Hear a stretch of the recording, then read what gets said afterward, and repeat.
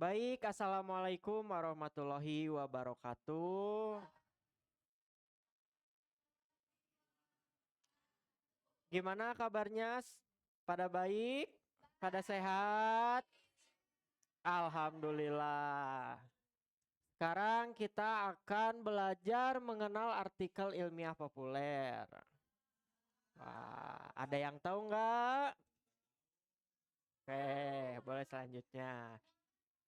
Pernahkah kalian membaca sebuah artikel ilmu pengetahuan? Pernah. Coba siapa yang mau? Boleh Enda?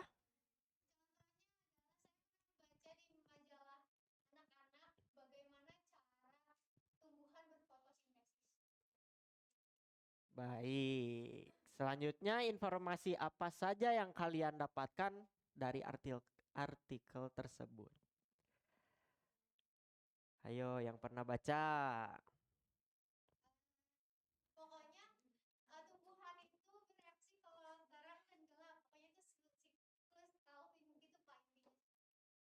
Oke, baik. Terima kasih Enda. Boleh selanjutnya? Nah, di sini ada latar belakang. Artikel ilmiah populer adalah tulisan saintifik yang disusun dengan gaya bahasa populer dan dipublikasikan di media massa seperti surat kabar, majalah, atau tabloid. Artikel populer juga dapat ditinjau dari tujuannya. Artikel ilmiah populer berfokus pada penyampaian informasi dengan target pembaca lebih luas dan juga menggunakan bahasa sesuai dengan ejaan yang disempurnakan.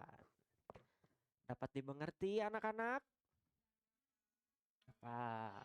Boleh selanjutnya? Nah,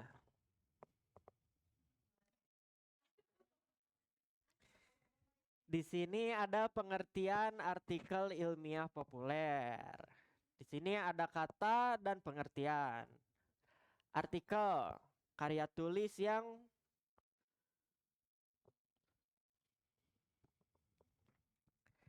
yaitu artikel karya tulis. Lalu ada ilmiah bersifat ilmu mengandung ilmu pengetahuan. Yang terakhir populer sesuai dengan kebutuhan masyarakat pada umumnya, mudah dipahami orang banyak. Boleh Davina selanjutnya? Nah, di sini ada ciri-ciri artikel ilmiah populer. Siapa yang mau baca? Boleh. Ciri-ciri artikel ilmiah populer. Yang pertama ada pendapat penulis. Pendapat merupakan sudut pandang atau penilaian penulis tentang suatu hal. Yang Ya. kedua ada bukti. Pernyataan diikuti bukti-bukti yang mendukung pendapat penulis. Yang ketiga ada alasan. Alasan berupa penjelasan tentang pernyataan dan bukti-bukti sebuah artikel ilmiah populer, kadang disertai dengan keterangan ilmiah. Yang keempat, bahasa mudah dipahami. Artikel ilmiah populer menggunakan bahasa Indonesia yang mudah dipahami. Populer di sini berarti disukai karena mudah dipahami. Terima kasih, Pak. Oke, Bapak ada sedikit hadiah buat Naila. Sebentar. Davina boleh selanjutnya. Nah, di sini ada fakta dan opini.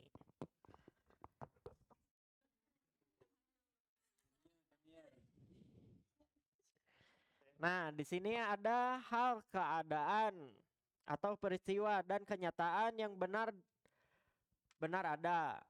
Yang kedua, dapat dibuktikan kebenarannya. Yang ketiga, disertai dengan data berupa angka, tanggal, nomor, foto, video, dan bukti pendukung lainnya. Yang keempat, informasi tetap dan tidak berubah-ubah. Untuk opini, pendapat atau tanggapan seorang. Yang kedua, belum tentu disetujui oleh semua orang dan tidak dapat dibuktikan kebenarannya. Yang ketiga, dinyatakan dengan kata relatif, kira-kira, menurut, berpendapat, dalam seperti pandangan dan perkiraan. Seharusnya selayaknya. Yang keempat dan kelima, informasinya berubah-ubah dan subjektif. Nah, di sini Bapak akan membagi tugas kelompok.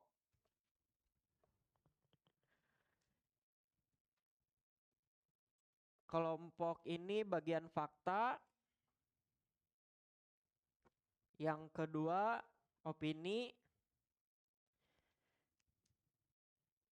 Yang ketiga, fakta. Yang keempat, opini. Yang kelima, fakta.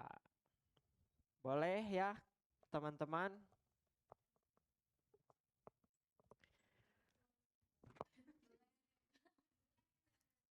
Boleh dicari ya, dikerjakan. Boleh buka, boleh.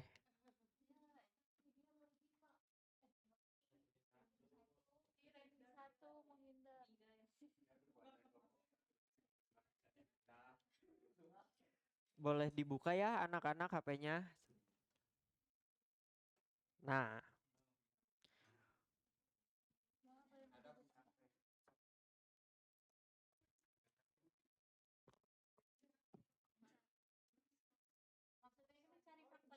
ya, yang, nah,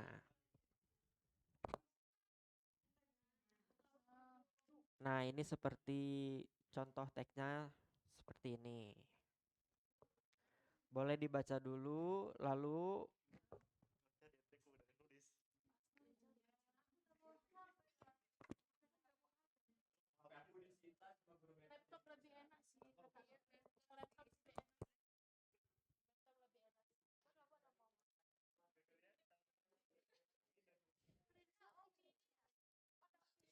iya opini.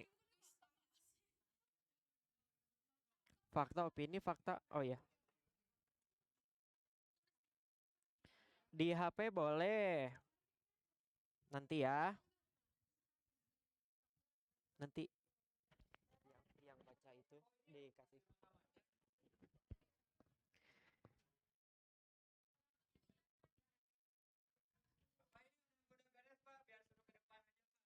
Boleh ke depan. Ada hadiah nih.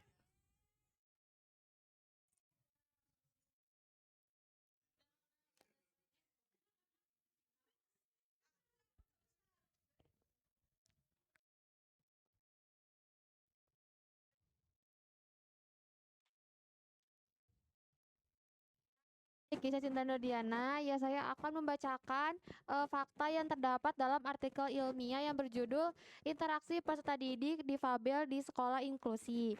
Nah, di sini saya menemukan 8 fakta. Yang pertama, faktanya peserta didik difabel adalah peserta didik yang mengalami keterbatasan baik dari segi fisik maupun mental. Yang kedua, difabel merupakan istilah yang digunakan untuk menggambarkan seseorang yang mengalami disabilitas baik secara fisik, mental maupun intelektual. Yang ketiga, peserta didik difabel memiliki kemampuan yang berbeda dibandingkan dengan anak-anak lainnya. Yang keempat, sekolah inklusi memberikan layanan khusus bagi peserta didik difabel agar dapat berinteraksi dan belajar dengan baik. Yang kelima, berdasarkan penelitian Prasetyo pada tahun 2010, interaksi peserta didik difabel dapat dilakukan melalui interaksi simbolik seperti menggunakan puzzle, gambar, dan simbol-simbol pendukung lainnya. Yang keenam, layanan khusus di sekolah inklusi tidak hanya diberikan oleh guru pendamping tetapi juga oleh seluruh pihak sekolah, guru lain, teman sekelas, pustakawan, penjaga sekolah, pemilik kantin, hingga masyarakat sekitar. Yang ketujuh, masyarakat diharapkan untuk memperlakukan peserta didik difabel dengan baik meskipun di luar sekolah. Dan yang terakhir, interaksi yang baik antara peserta difabel dengan semua pihak di sekolah inklusi dapat menciptakan kenyamanan dan meningkatkan prestasi peserta didik difabel. Terima kasih, Pak. Oke, terima kasih Nadia. Ini ada sedikit hadiah dari Bapak. Ya.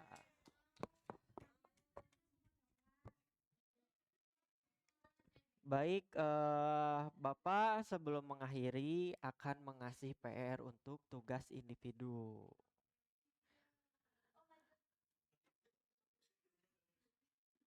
Bebas ya mau mencari fakta atau opini. Yang penting tentang ilmiah popul.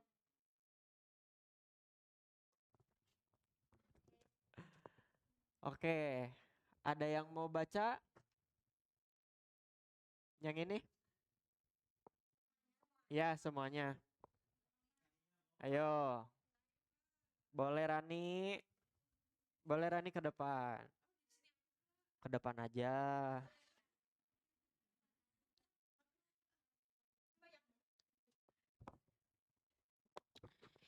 Interaksi peserta didik difabel di sekolah inklusi. Oh, ini nyari opininya, Pak?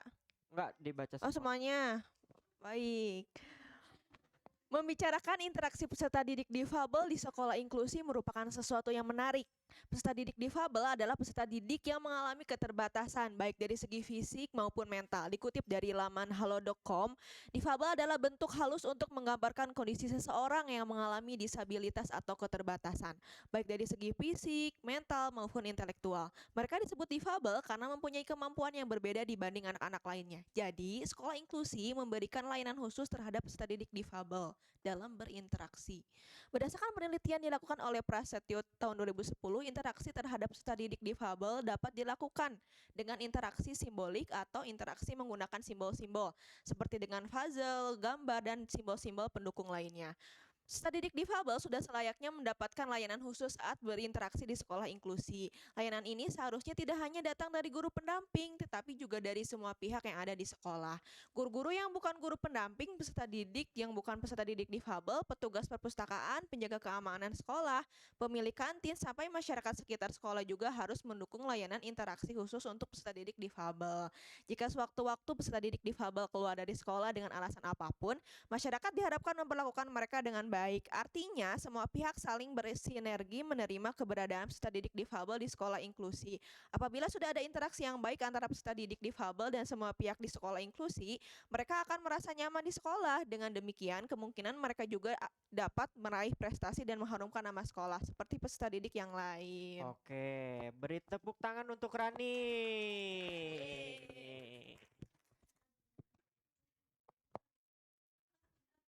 Baik, sebelum ditutup, jangan lupa untuk PR-nya ya. Yang semangat dong jawabnya. Mantap. Oke. Sekian dari Bapak. Wassalamualaikum warahmatullahi wabarakatuh.